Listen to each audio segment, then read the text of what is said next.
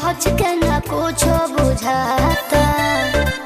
अरे सुनो हाँ लहकन के हमरे पनियत गबड़ाता।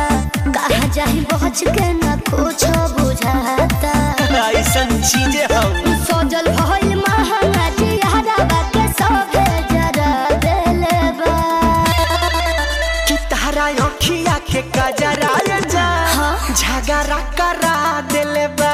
आके करा से हो कि तारा अखिया के कजरा जा झगड़ा करा देले बा। चुप रहो।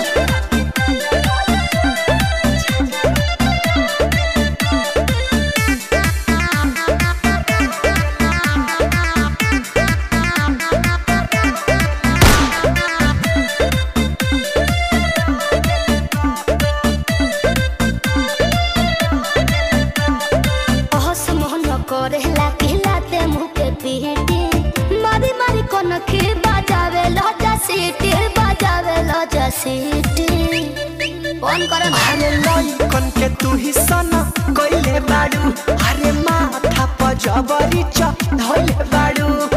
बढ़ल भरे सोनिया जबनिया के खतरा बढ़ा देले बा।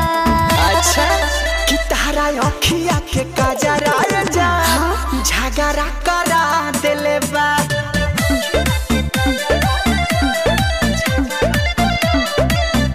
तारा अखिया के कजरा जा कि झगड़ा करा देले बा। अच्छा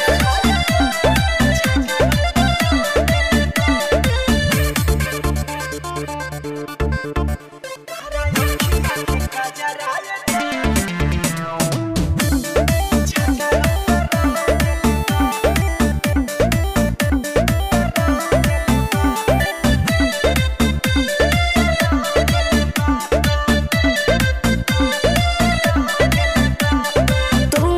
बताब हमार कौन दोष बा। फिकर देखी मन सबके भइल खरगोश बा हो भइल खरगोश बा।